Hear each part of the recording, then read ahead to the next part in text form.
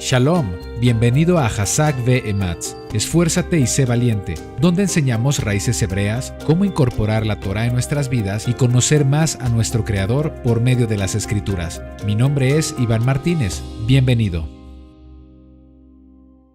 La Torá no establece como tal un calendario, pero da ciertas instrucciones para saber cuándo inicia el año, cuándo celebrar las fiestas del Eterno, y con esa información configuramos lo que podríamos llamar un calendario original o el calendario bíblico. Este calendario se basa en la posición del Sol y la Luna con respecto a la Tierra, por eso se trata de un calendario lunisolar. Génesis 1:14. Dijo luego Elohim: haya lumbreras en la expansión de los cielos para separar el día de la noche y sirvan de señales para las estaciones, para días y años.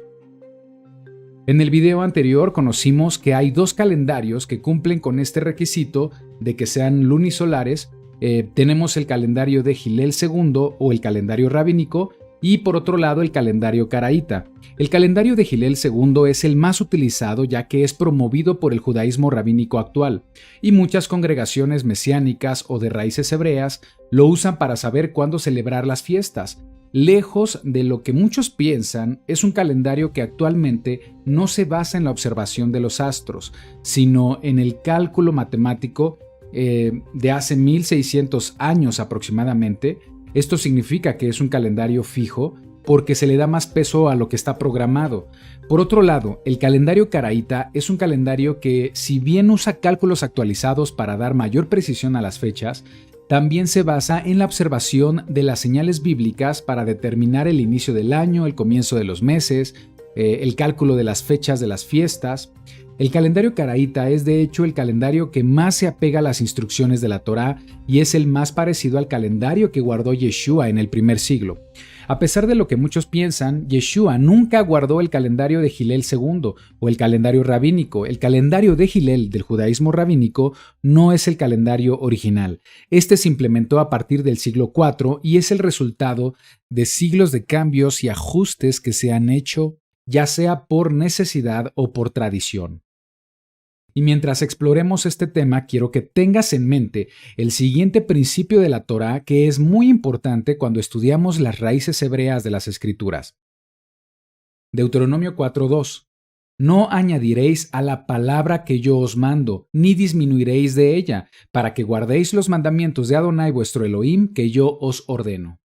Ninguna autoridad humana tiene el poder de cambiar lo que está establecido en la Torá. La palabra es muy clara, debemos experimentar nuestra fe de una manera escritural, lo más apegado a lo que leemos en la Torá. Cualquier calendario o cualquier mandamiento que no esté establecido de forma escritural, entonces tiene un origen en la tradición y mandamientos de hombres, pero no en la voluntad de Adonai. El calendario del primer siglo, el que guardó Yeshua y los primeros creyentes, es un calendario por observación. La historia del calendario judío se puede dividir en tres periodos: el bíblico, el talmúdico y el post-talmúdico. El primero descansaba puramente en la observación del sol y la luna, el segundo en la observación y el cómputo, y el tercero enteramente en el cómputo.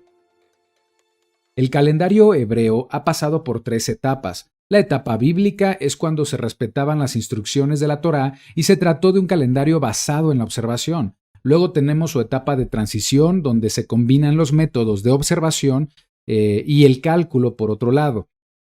Su tercera etapa es la etapa actual, donde tenemos un calendario que se basa totalmente en los cálculos matemáticos, es decir, es un calendario fijo.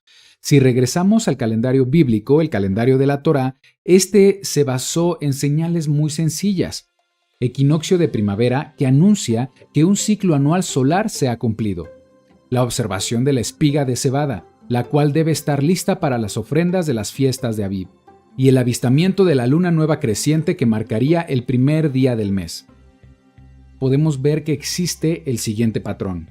El equinoccio de primavera da inicio a la temporada de Abib para celebrar la madurez de los cultivos en las primeras fiestas: Pesaj, Hamatzot, Omer Reshit, Shavuot. En esta temporada se da la cebada, que es la principal ofrenda en Omer Reshit, y el trigo, que era perfecto para elaborar el pan para la ofrenda de Shavuot. El segundo equinoccio es en otoño, coincidiendo con la temporada de fiestas del Eterno como Yom Teruah, Yom Kippurim, Sukkot. El equinoccio debe suceder antes de Sukkot, ya que el equinoccio activa la cosecha principal, que es de frutas como higos, uvas o dátiles, comunes en las fiestas de Sukkot.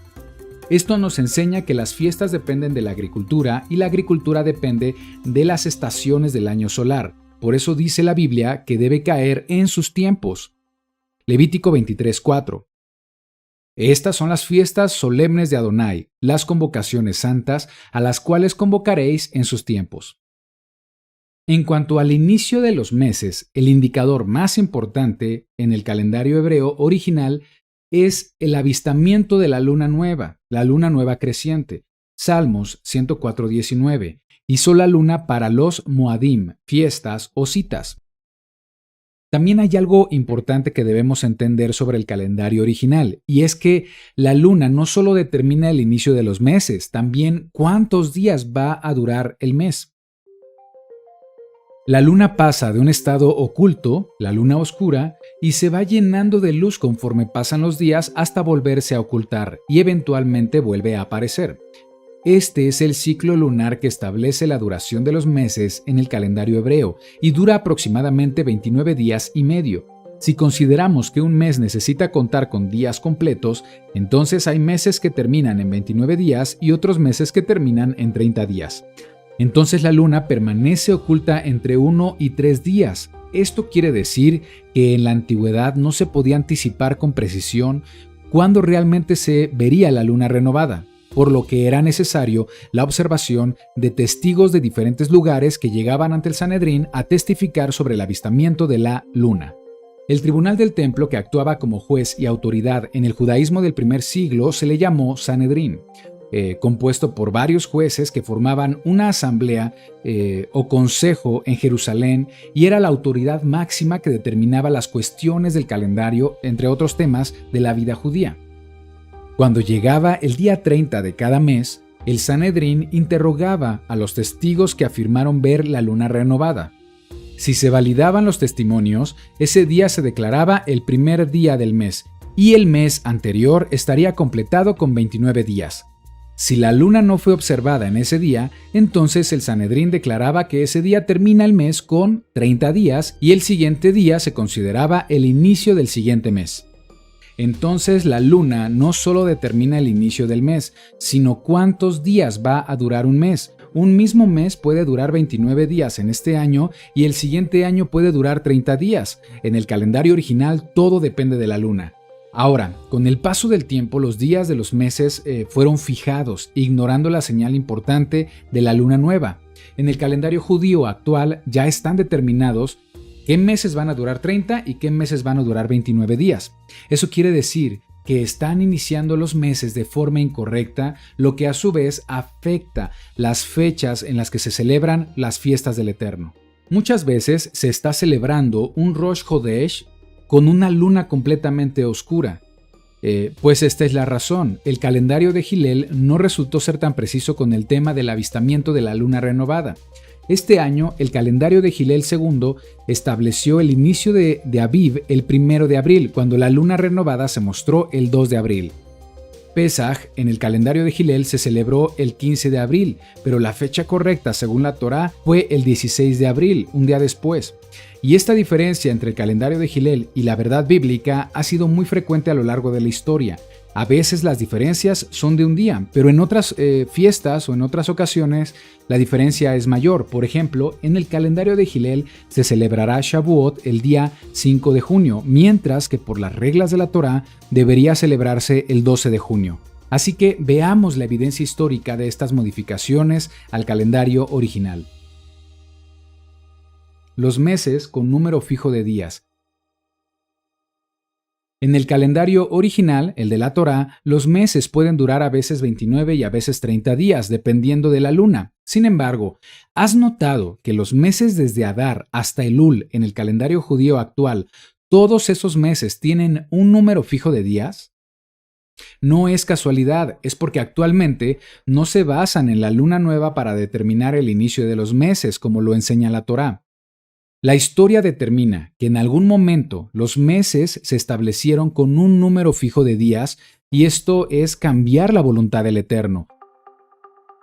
Un factor que motivó los cambios en el calendario fue la destrucción y el exilio de los judíos del territorio de Israel.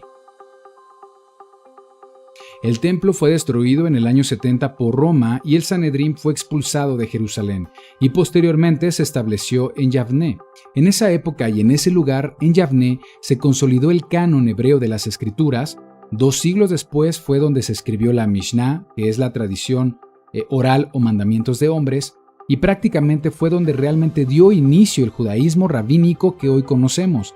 Fue ahí donde comenzaron los cambios más importantes al calendario original. Cuando la Mishnah fue escrita a principios del siglo III y el Talmud en el siglo IV, ya existía un número fijo de días desde el mes de Adar hasta el mes de Elul.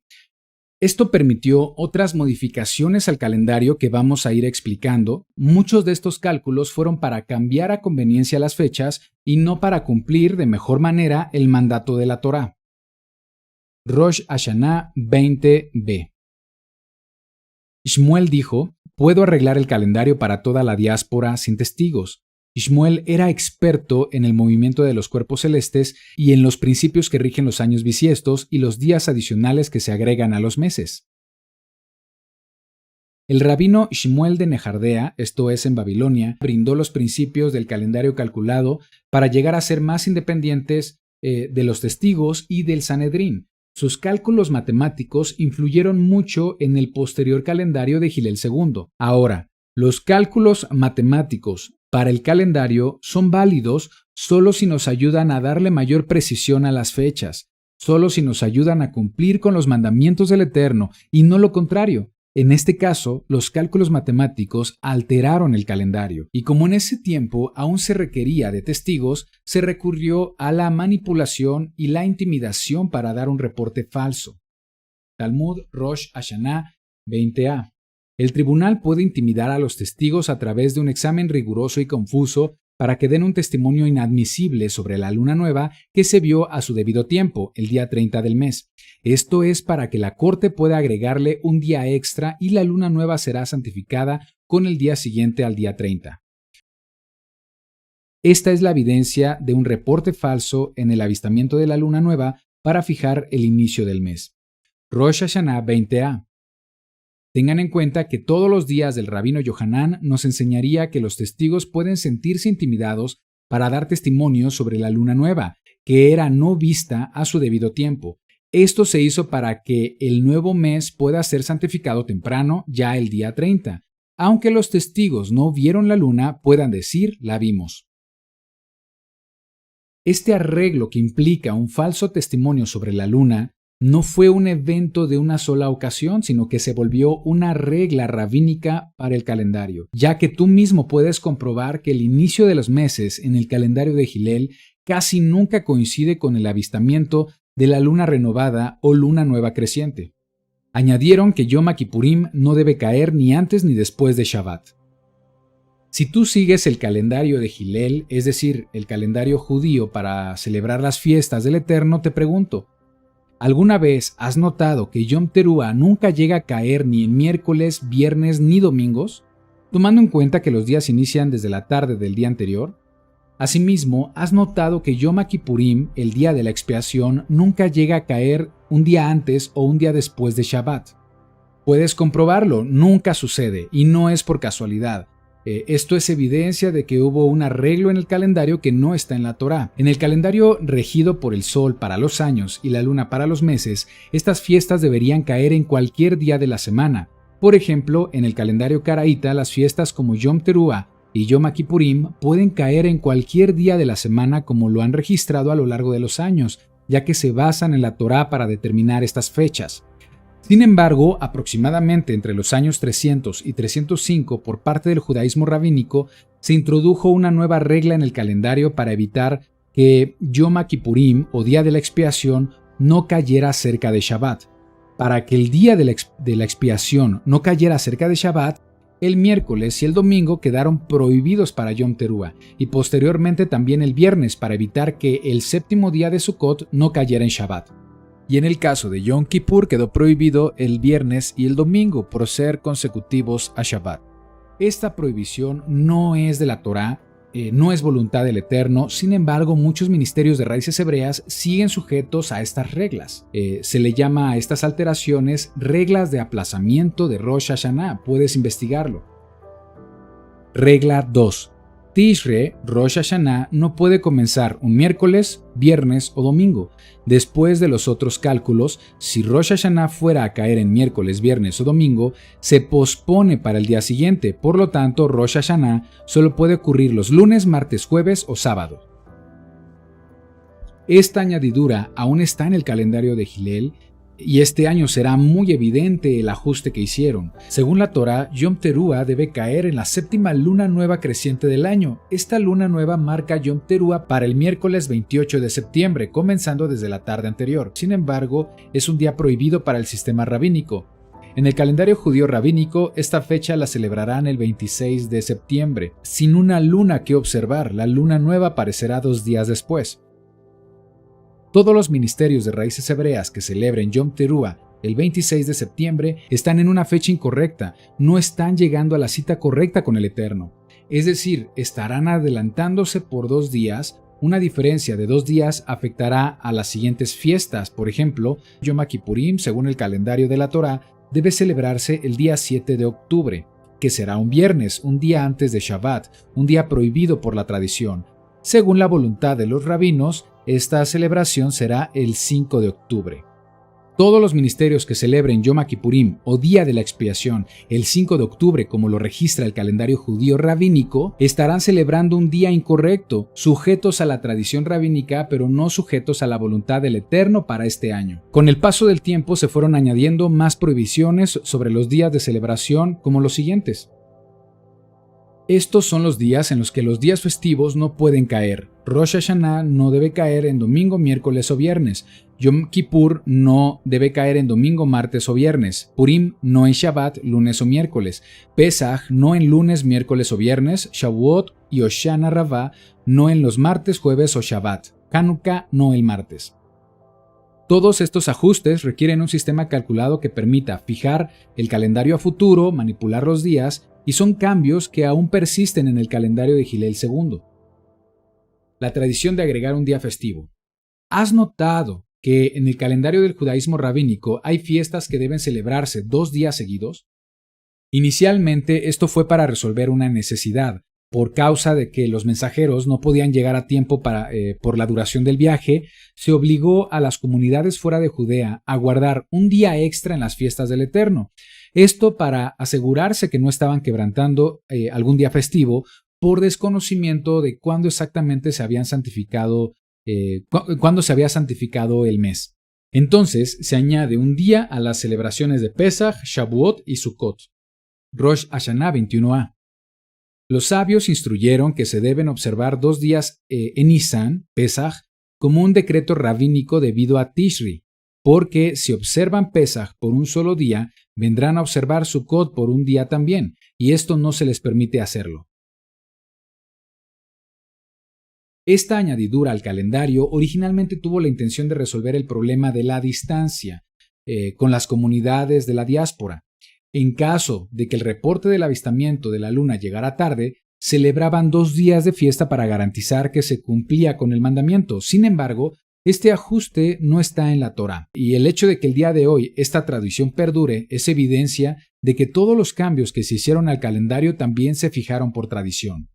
Talmud Beitzá 4b. En generaciones anteriores observaban el segundo día de la diáspora porque no sabían cuándo la corte santificaba la nueva luna para marcar el comienzo del mes. Hoy esa determinación se cumple por medio de cálculos de todos conocidos, y el segundo día se observa como costumbre de nuestros padres, no por incertidumbre alguna. Las barreras de distancia y comunicación el día de hoy ya no existen. Ya sabemos con precisión cuándo son las fiestas del Eterno, por lo que no se requiere el día añadido. Talmud Beitzá 4b. Ya que hoy conocemos la determinación del primer día del nuevo mes basado en un calendario fijo y las fechas precisas de los festivales son conocidos por todos, Y sin embargo, observamos los 2 días de fiesta de la diáspora porque mandaron una advertencia desde allí, desde la tierra de Israel. Aunque ahora hay un calendario fijo y no hay incertidumbre, ten cuidado de observar la costumbre de tus padres que recibiste.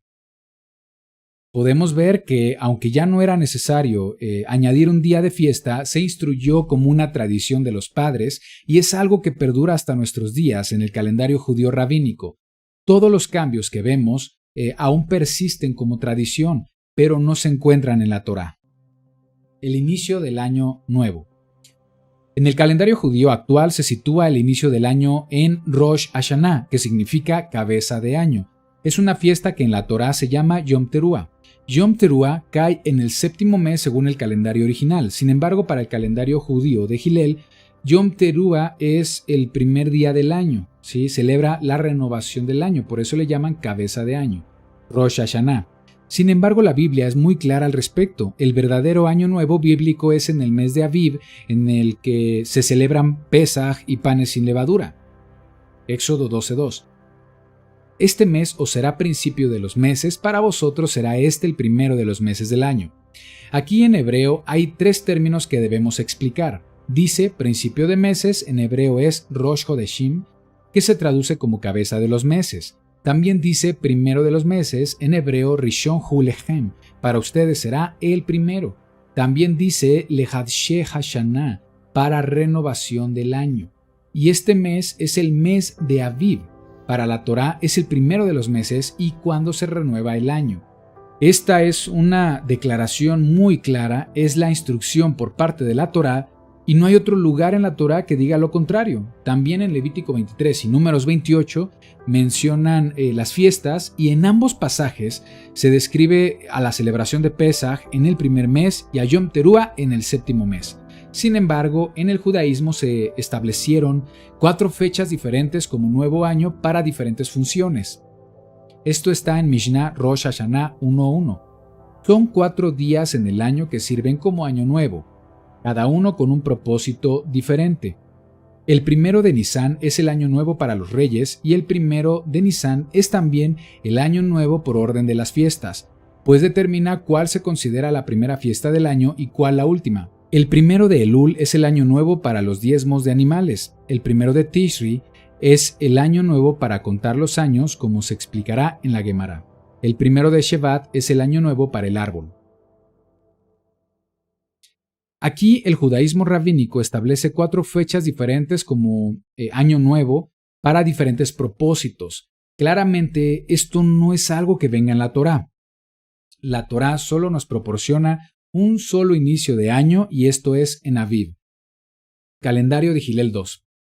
La transición del calendario por observación al calendario fijo calculado fue el resultado de ajustes o cambios graduales que culminaron en la implementación del calendario Hillel 2 en el año 359 después del Mesías, que fue cuando el calendario fijo comenzó a ser el calendario oficial en el judaísmo rabínico. En el libro Comienzo del calendario judío, volumen 8, en el apartado calendario Hillel 2 dice: históricamente el Sanedrín decidía cuándo comenzaba un mes y cuándo debía agregarse un año bisiesto.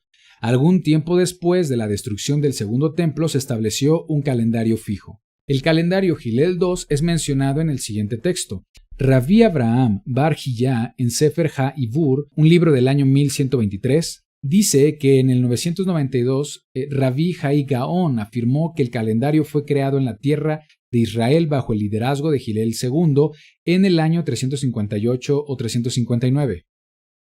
Menciona que Hillel II introdujo el calendario que ya no dependería de la proclamación del Sanedrín. En la página de Wikipedia, en la hoja de Hillel 2 dice: la comunidad judía de la diáspora dependía del calendario estipulado por el Sanedrín para la observación unificada de los días festivos, debido a que es un calendario lunisolar. Sus meses están sincronizados con las fases de la luna, pero su duración se aproxima a la del año solar, con días y meses intercalados como rectificación. Como las reuniones del Sanedrín fueron prohibidas por Constancio II y para evitar persecuciones, Hillel decidió proporcionar un calendario que cubriese el futuro. La aportación del calendario de Hillel II nació en un contexto en el que los judíos sufrieron persecuciones y fueron disueltos por la represión de Roma. Las autoridades romanas reprimían intentos de los judíos por enviar mensajeros que unificaran el calendario entre las diferentes comunidades existentes, por lo que se volvió más complicado tener certidumbre acerca del avistamiento de la luna o la señal de la cebada desde Israel. Entonces, el rabino Hillel II, anticipando que pronto Sanedrín iba a desaparecer, tomó el conocimiento astronómico de la época para crear un calendario totalmente calculado que permitiera predecir fechas de la conjunción lunar, y así ya no era necesario el uso de testigos o la observación lunar. Hillel calculó el calendario basado en un cálculo griego llamado ciclo metónico. El ciclo metónico se trata de un periodo de 19 años, de los cuales mediante un cálculo matemático se establece que un año de 13 meses o bisiesto caería en el año 3, el año 6, el año 8, 11, 14, 17 y 19. Es decir, habrá 7 años bisiestos o de 13 meses a lo largo de 19 años. Esto permitió que se dejara de observar las 3 señales importantes para determinar el inicio del año, y ahora se dependía totalmente de este cálculo para este propósito. Leamos lo que dice la Enciclopedia Judía en el apartado Cronología sobre el nuevo calendario judío. El calendario judío moderno está adaptado exclusivamente del cómputo griego. Esta estimación de origen griego, como el ciclo metónico de los años 3, 6, 8, 11, 14, 17 y 19 del periodo metónico de 19 años. El nuevo calendario judío parece haber sido inaugurado en el año 359 y aparentemente el rabino Hillel lo modificó introduciendo innovaciones. Parece indicar que los días prohibidos, es decir, los días de la semana en los que Rosh Hashanah no podía caer, se introdujeron en ese momento. Lo positivo de este calendario es que ayudó a resolver el problema de que las comunidades judías de la diáspora, es decir, fuera de Israel, pudieran tener una referencia para celebrar las festividades. Así, la comunidad judía del mundo conocido de entonces se mantenía en unidad, así que fue un propósito positivo. Sin embargo, aún se conservan esas tradiciones ya no necesarias, esos cambios añadidos como un número de días fijo para los meses y no determinado por la luna. Se tiene prohibido que Yom Teruah caiga en los días miércoles, viernes y domingo. Yom Kippurim no debe caer en un día consecutivo a Shabbat. El último día de Sukkot no debe caer en Shabbat. El inicio del año bíblico está determinado en el 7º mes, en el mes Tishrei. 2 días de fiestas también para Pesach, Shavuot y Sukkot. Todas estas normas no son encontradas en la Torá, sino que se tratan de reglas añadidas por hombres. En el caso del calendario caraíta es otra historia. El calendario caraíta ignora estas reglas humanas y el cálculo de los meses y las fechas de fiestas están basadas en las instrucciones de la Torá escrita. Hablaremos de este calendario en el próximo video. La restauración del calendario original. Evidentemente, el sistema calculado de Hillel II fue muy útil cuando los judíos no tenían acceso a Israel y no podían tener precisión en las señales de la cebada o la observación de la luna. Pero el día de hoy esa limitación no existe. Se cuenta con la observación astronómica, más el conocimiento sobre la posición de la luna en relación al Sol y la Tierra que tenemos el día de hoy. Ahora podemos saber lo que sucede en Israel en tiempo real, por lo que sería válido que optáramos por regresar al calendario de la Torá, al calendario original. En el judaísmo rabínico no hay una disposición a revisar o auditar la forma como opera actualmente el calendario judío, ya que ellos priorizan la tradición, priorizan las reglas añadidas por sus sabios o rabinos, más que cumplir con la Torá. Ellos están priorizando la tradición que han añadido. Es la misma denuncia que Yeshua hizo a los líderes religiosos. Marcos 7, 7 y 8. Pues en vano me honran enseñando como doctrinas mandamientos de hombres, porque dejando el mandamiento de Elohim, os aferráis a la tradición de los hombres. Los judíos tienen la gran oportunidad de ser portadores de sabiduría y retorno a la Torá para todas las naciones. Lamentablemente, en lugar de regresar a las instrucciones divinas, optan por su tradición o por seguir dando autoridad a un Sanedrín que no existe.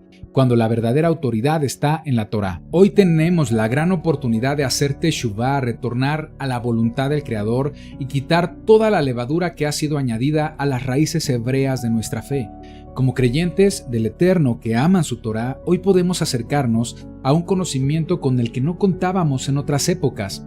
Al Creador le place que en nuestra generación estemos despertando a un deseo de honrarle por medio de la obediencia. Hoy tenemos los recursos tecnológicos, el conocimiento, la ciencia que nos permite cumplir mejor sus mandamientos. Debemos hacer un cambio en la manera en la que estudiamos las Escrituras, en la manera en la que observamos los tiempos señalados de nuestro Creador.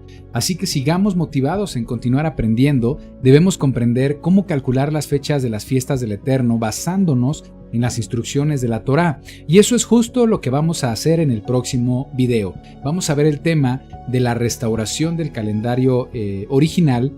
Vamos a aprender a calcular las fechas de las fiestas basándonos en la Torá. Te invito a descargar la infografía que hemos diseñado con el calendario de fiestas con fechas restauradas. Por el momento es todo. Valoro que me hayas acompañado hasta este punto. Estoy muy agradecido con el Eterno porque seas parte de Hazak ve Ematz. Conozcamos la verdad porque la verdad nos hará libres.